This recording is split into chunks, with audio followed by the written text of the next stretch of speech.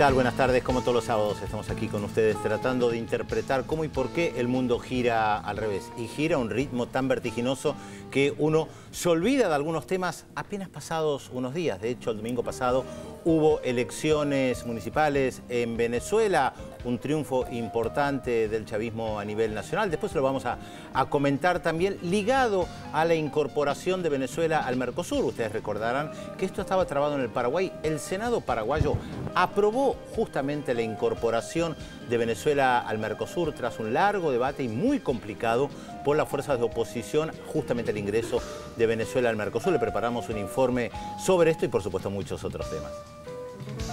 Y este fin de semana se define quién será la próxima presidenta de Chile, ya que se define en segunda vuelta entre dos candidatas, Evelyn Matei y Michelle Bachelet. En segunda vuelta definirán en el día de mañana quién será el nuevo presidente. Muchas expectativas por lo que puede ser, todos los pronósticos indican, el segundo gobierno de Michelle Bachelet. Las expectativas de que sea un gobierno diferente, un gobierno de cambio que transforme algunas cuestiones que desde la dictadura en adelante no se pudieron transformar. De esto tenemos una entrevista para compartir con un especialista, sociólogo, politólogo chileno, Manuel Garretón, que vamos a poner en el aire y después vamos a comentar también a lo largo de esta edición de Visión 7 Internacional. Y ya hace semanas hay manifestaciones en Bangkok y otras ciudades de Tailandia. En realidad las manifestaciones son de parte de un sector que está formado por la clase media y la clase alta en contra de un gobierno que es representante de la clase popular y rural. Vamos a analizar estas manifestaciones y estas protestas que terminaron prácticamente con la disolución del Parlamento y con una llamada a elecciones el próximo 2 de febrero. Finalmente, el Senado de Paraguay aprobó el ingreso de Venezuela al Mercosur, con lo cual el bloque regional estaría a punto de empezar una nueva etapa de objetivos.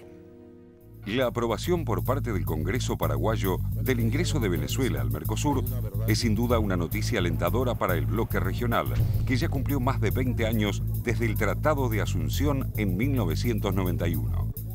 Aspiramos a estar el 28 de junio aquí, le hemos dicho al presidente Pepe Mujica, para que Venezuela, a nombre del comandante Hugo Chávez, nosotros asumamos la presidencia de Mercosur. La integración política, económica y comercial que propone Mercosur es, a pesar del tiempo transcurrido, un entendimiento aún incompleto y en el que abundan asimetrías que debilitan el gran acuerdo entre Argentina, Brasil, Paraguay, Uruguay y ahora Venezuela. La adhesión de la nación bolivariana al bloque fue acordada en 2006 y aprobada por el Poder Legislativo de Argentina, Brasil y Uruguay. Sin embargo, la negativa del Congreso paraguayo impidió hasta ahora su incorporación legal. El Estatuto del Mercosur, en su artículo 20, establece que una decisión de ese tipo debe tener la venia de todos los países miembros del grupo. Con la destitución del presidente democrático Fernando Lugo, los países miembros decidieron sancionar políticamente a Paraguay y lo suspendieron para condenar el golpe institucional de junio de 2012. Con la suspensión de Paraguay, nada impedía la incorporación de Venezuela al Mercosur, que se produjo durante la cumbre de Mendoza el 29 de junio de 2013 y fue oficializada el 31 de julio en Brasil.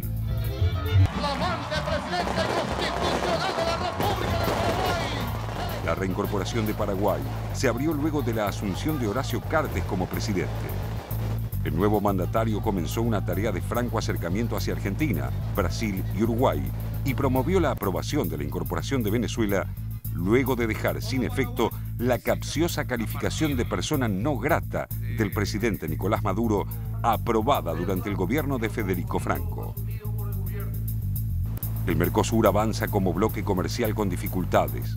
Primero, las asimetrías derivadas del peso específico económico de Brasil y de la centralización de las relaciones comerciales entre este país y Argentina generaron y aún generan el descontento de los socios menores. Las políticas de subsidios a la industria nivelaron la balanza con ventajas para los brasileños. Y a partir de 2003, Argentina también aplicó compensaciones para los productos nacionales. A su vez, tanto Uruguay como Paraguay plantearon en diversas cumbres y encuentros ministeriales sus protestas por políticas argentinas y brasileñas que consideran proteccionistas. Las diferencias, que en muchos aspectos aún subsisten, obstaculizan las posibilidades de otro tipo de acuerdos a nivel interregional, como el que se intenta cerrar con la Unión Europea. El Mercosur y la Unión Europea acordaron en enero, en una reunión ministerial, que ambos bloques presentarían sus ofertas de apertura de mercados antes de fin de este año para avanzar en la negociación reabierta en 2010 tras 6 años de paralización. Las negociaciones para acordar una propuesta concreta se aceleraron en los últimos meses entre Argentina y Brasil y ya se realizaron varias reuniones a nivel ministerial entre ambas naciones.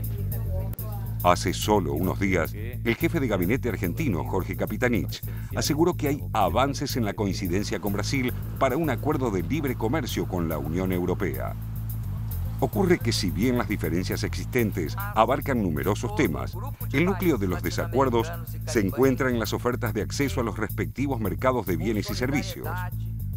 Los acuerdos comerciales, muchas veces cruzados por la coyuntura, son el resultado más difícil de evaluar debido a los vaivenes del bloque. Sin embargo, las señales de unidad política que emergen desde el Mercosur y se proyectan a la región son inequívocas. Algunos ejemplos son las condenas al espionaje estadounidense y a la persecución que sufrió Evo Morales por parte de varios países europeos cuando su avión fue interceptado. Son políticas comunes, solidarias y cuestionadoras que se inscriben en las grandes líneas que llevan adelante los países latinoamericanos en la última década.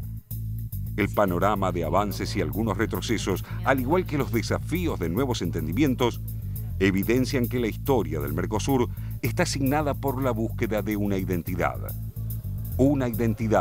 que aún está definiéndose. Sí, en efecto, esta semana el Senado paraguayo aprobó el protocolo por el cual Venezuela puede integrar el Mercosur. Falta ahora que lo apruebe la Cámara de Diputados. Y la Cámara de Diputados está con cierto rechazo a hacerlo. De hecho, también tenía que discutir esto, como decía el informe, de sacar la declaración de persona non grata a Nicolás Maduro y lo postergó. No hubo discusión en el Pleno de la Cámara de Diputados y lo postergó para más adelante. Yo creo que sí va a salir efectivamente, pero no están haciendo las cosas fáciles como para cambiar el rumbo que Paraguay siempre tuvo de no querer que Venezuela ingrese al Mercosur. Lo que no está del todo claro es, bueno, puede ser una pugna interna política, esto es claro, pero la conveniencia para Paraguay y para el resto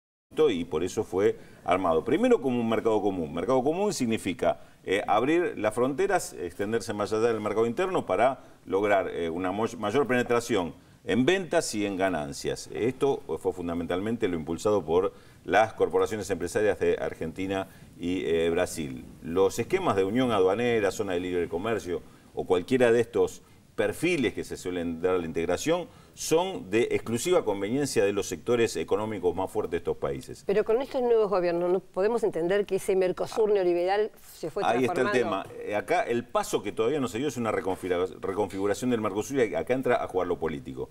Pero ese paso todavía no se dio, porque ahí es donde se le daría otro sentido. Hay expectativa de que el ingreso de Venezuela le dé un tinte político distinto al debate, un debate de 5, en el cual no sea simplemente la conveniencia de 2, como es hoy, que están absolutamente dominados por la cuestión comercial. Si se diera esta reconfiguración del Mercosur, uno encontraría respuestas que lógicamente deberían encontrarse en este tipo de integración. Si uno repasa hoy cuáles son los principales inconvenientes o problemas coyunturales, pero coyunturales graves que tienen los países. Venezuela, con el tema del desabastecimiento. ¿Qué mejor solución que estar asociado a países que producen todo aquello que hoy no abastece o está, digamos, acogotado por la extorsión de grupos empresarios locales? Argentina con el problema de divisas. ¿Por qué tiene Argentina tantos problemas que inclusive están cuestionando al funcionamiento de la economía por el tema dólar cuando su principal comercio es con países que no usan dólar? Que podrían tener, no digo una moneda común, pero por lo menos una moneda de intercambio que le permitiera, por ejemplo, con Brasil. ¿Qué necesidad tiene Argentina de usar dólares en su intercambio con Brasil? Bueno, depende del dólar. Como los países del ALBA, que tienen el sucre y que negocian entre ellos con una moneda... O algún mecanismo inclusive más simple para hacerlo más rápido, como podría ser un intercambio, una compensación entre bancos centrales, entre reales y pesos. Pero en teoría se estaba trabajando sobre eso y se estaba avanzando. Yo te diría que se avanzó bastante poco en teoría y en práctica muchísimo menos. Se hace con un margen muy estrecho de operaciones porque están condicionadas a la voluntad de quien lo hace y a la confianza de quien lo hace, que realmente... digamos, con esta cultura que tenemos, más vale tener los dólares y no esperar que me compensen o que me acrediten en la cuenta determinados valores. Seguimos muy dependientes de esto. Si repasamos lo que pasa con Paraguay y Uruguay, la historia en el Mercosur tampoco es muy favorable. Han sido países, se habla de asimetrías, porque asimetrías es mucho más simpático que hablar de desigualdades o desequilibrios tremendos como lo que existen. Y jamás... O ninguneo. Jamás se han atendido este tipo de necesidades y encima la experiencia, si vemos a Europa, marca claramente que en etapa de crisis los más perjudicados son los más chicos. Los grandes se olvidan de los más chicos y se tratan de salvarse a sí mismos. Es decir, hay muchos elementos para discutir políticamente sobre una reconfiguración del Mercosur que le dé un sentido que sea más útil a las determinadas sociedades. Ni que hablemos del tema del trabajo, ¿no? Porque mercado común significa intercambio de mercancías lo más libre posible, eliminando barreras. Traslado de capitales, libre movilidad para los capitales y además libre movilidad del trabajo. 20 años de Mercosur nunca llegó el tema de la libre movilidad del trabajo, porque digamos, no son los trabajadores los que determinan estos tiempos, son los capitales. Entonces, mientras no necesiten mano de obra barata ir a buscarla a otros países, se van a seguir manejando. O sea, el sello de origen neoliberal no lo perdió. Y aparte lo está condenando a este Mercosur, que si no le encuentra una reconfiguración, poco destino tiene. Estas negociaciones con la Unión Europea, que se acaba de postergar una definición, había un compromiso para esta semana que viene de intercambio de ofertas, cómo iba a ser esta liberalización comercial de la Unión Europea iba a presentar la suya, Mercosur la suya y después discutir sobre la propuesta del otro. Unión Europea de repente pidió una postergación por 30 o 45 días porque va a ser para fines de enero recién. Esta negociación se está haciendo bajo los parámetros neoliberales. Te diría que no tiene una conveniencia en materia de desarrollo e integración, sino que fundamentalmente América Latina está buscando que a Europa le libere el comercio de granos. Con lo cual está marcando los límites que tiene este tipo de... Lo que comentás me hace acordar que una vez, justamente en una mesa redonda, el ex canciller Jorge Tayana había comentado la reticencia del entonces presidente Hugo Chávez a ingresar al Mercosur justamente en parte por lo que estábamos comentando, porque él no estaba dispuesto a entrar a un Mercosur neoliberal. Y finalmente, si decidió Venezuela entrar, fue con la expectativa de un cambio de discutir este tema, que como vos decís, no se da. Sí, la pregunta es, existiendo UNASUR, yo esto me lo vengo planteando desde que nació UNASUR, ¿cuál es el sentido de la continuidad de Mercosur cuando justamente varios países de UNASUR se están sumando al Mercosur? Al fin y al cabo estamos hablando de un área de 12 países. Mercosur cada vez se va ampliando y ya tiene más. Me pregunto qué sentido tiene mantener a Mercosur cuando... Ecuador está muy verde, que podría ingresar. Está bien, Ecuador y Bolivia. Está bien, pero por eso digo qué sentido tiene que exista. Se incorporó Venezuela, que es una economía además muy importante a nivel regional. Están, yo te diría, a nivel de peso específico y económico los países más importantes, Venezuela, Brasil y la Argentina, que a su vez los tres están en UNASUR. Digo, si uno pensara en un área geográfica muy limitado que los diferenciaría con fronteras muy claras del resto, digo, uno podría pensar en algo particular, como uno puede pensar la Alianza del Pacífico, que ni siquiera está en todos los países del Pacífico, uno podría decir, son los países que tienen un interés en común porque están sobre el Pacífico. Sin embargo, acá no hay... en el futuro, ¿no? Tal vez cuando los procesos de estos procesos maduren, tanto UNASUR como Mercosur, es que justamente como en UNASUR, desembocar en eso. Como en UNASUR, hay una cuestión política más importante, y donde los países con un fuerte contenido progresista tratan de llevar adelante algunas políticas. Esto no implica que tengan éxito. De hecho, el Banco del Sur avanza, retrocede, avanza, retrocede. Digo, además, dos estructuras en paralelo. La verdad, yo no sé qué sentido tiene, más pensando en esto que explicaba Raúl de cómo nació en su momento el Mercosur.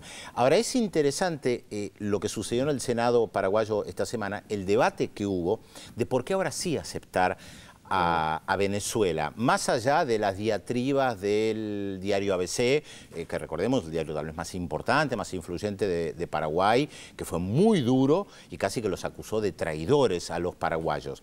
El senador... Hubo una tapa, un título de... Sí, utilizó la palabra traición.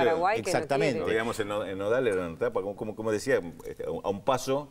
Decía Cartes a un paso de la... De la traición. No recuerdo de traición con una palabra así. No me acuerdo. De la rendición, claudicación. De todas maneras, el senador Juan Carlos Galaverna explicó muy bien qué había de diferente hoy para aceptar la incorporación de Venezuela, que en su momento los colorados lo rechazaban, en el 2009 y el 2011. Él dijo, ahora no está Fernando Lugo y no está Hugo Chávez. Como diciendo, hay otro contexto político, fue muy claro, ¿eh? Sí. Ahora hay otro contexto político que nos permite aceptar la incorporación de Venezuela. Es verdad, no está Maduro, no está Fernando Lugo como presidente, está como senador, pero en Venezuela hay continuidad política y lo vimos ratificado incluso este domingo con las elecciones municipales, que fue una victoria importante para Maduro. Entonces, en Venezuela sí hay continuidad política. Por eso me parecía interesante el argumento que él señalaba, que por supuesto al diario ABC Color no lo convencía. No, me parece un argumento de alguna manera para justificar este cambio, este giro muy importante que dio Horacio Cartes, porque el mismo presidente Horacio Cartes al principio cuando asumió también decía que de ninguna manera iba a permitir que Venezuela ingresara y ya creo que ya no estaba el presidente Chávez vivo. No, pero es lo que dice Galaverna como argumento. Por eso digo, yo entiendo lo que suena más como un argumento para justificar el cambio que como una realidad, ¿no? También dicen que hay cuestiones de dinero porque la petrolera paraguaya tiene una deuda con la petrolera venezolana de 200 millones de dólares. Entonces ahí habría otro término de negociación. Por lo menos es lo que se puede entender de los debates que hubo y de la propia prensa paraguaya.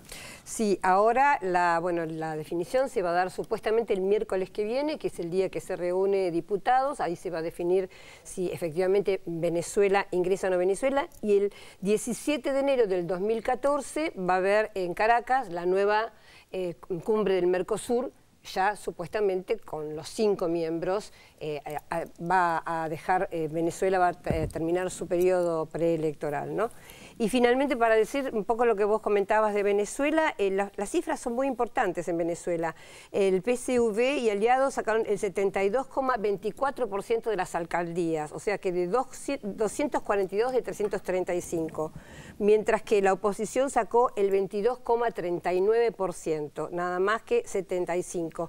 La diferencia en votos es más pareja, 5 millones en un caso y 4 millones en el otro, 5.200.000, 4.400.000, porque justamente la oposición obtuvo más, las alcaldías que obtuvo eran las de las grandes ciudades, por lo tanto había más habitantes. Que es lo que además ellos resaltaron, ganamos las grandes ciudades, como si una persona que viviera en Caracas valiera más que una persona que vive en un pueblo de 1.500 personas. Pero me parece que esto ratifica en ese caso a Nicolás Maduro en el poder y por un tiempo por lo menos va a ceder esta situación de desestabilización, ¿no? No hay elecciones el año que viene en Venezuela, de ningún tipo. Van a estar tranquilos. Sí, ahora, un elemento extraño, entonces. Algo extraño, efectivamente. Un elemento más que tiene que ver con cuestiones electorales y de organismos. Recordemos que UNASUR todavía no tiene secretario general, que no reemplazaron a Lee Rodríguez, y se está hablando más allá de una personalidad, de un expresidente, se está hablando más de una persona que pueda darle otra vez vida a UNASUR. Reconfigurarlo, armarlo, más allá de una figura. Y en segundo lugar, hay en enero reunión de la CELAC, que pasa de mando, y 2014 va a ser un año electoral fuerte, porque hay muchos procesos electorales: Panamá, Costa Rica, El Salvador, Colombia, Brasil, Bolivia, Uruguay. Se vienen varios procesos, claro, varios procesos electorales interesantes. Vamos a saludar a Félix Taylor. ¿Qué tal, Félix? Hola, ¿qué tal, Telma? Muy buenos días a todos. ¿Cómo están? 33 grados 5 décimas la temperatura en la capital de la República Argentina. Altísima, por cierto. Vamos a seguir ascendiendo. Nos están viendo, por supuesto, en todo el país, en países limítrofes a través de TDA, Televisión Digital Abierta. Estamos por la televisión pública. Muchísimos llamados estamos recibiendo y, por supuesto, siempre a través de la red social Facebook. Yo veo Visión 7 Internacional. Nos llegan mensajes, comentarios. Agradecemos a todos. Por supuesto, muchas veces no los podemos mencionar, pero sabemos que están del otro lado y para nosotros es un orgullo estar sábado a sábado con ustedes. Hoy muchas veces nos piden que dediquemos el programa. Bueno, se lo dedicamos a todos los televidentes, por supuesto, pero hoy especialmente se lo dedicamos a Laurita Duna, nuestra compañera asistente de dirección que cumple años, ¿eh? Así que para ella vamos a hacer un excelente programa, por supuesto. Bueno, sí, trajo una torta espectacular que después la vamos a comer todos. Por supuesto, gracias, como la suya que trae cada vez que cumple años. Sí, sí, sí. Muy bien, bueno.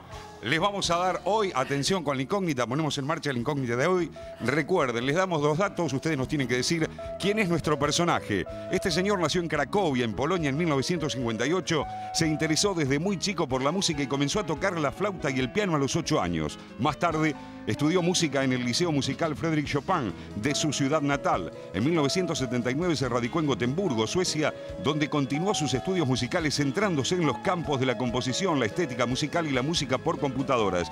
¿Quién es nuestro personaje de hoy? 0800 444 1777 y 4535 0709. Nos vamos a la primera pausa en Visión 7 Internacional, no sin antes recordarles los temas que vamos a desarrollar en los próximos bloques.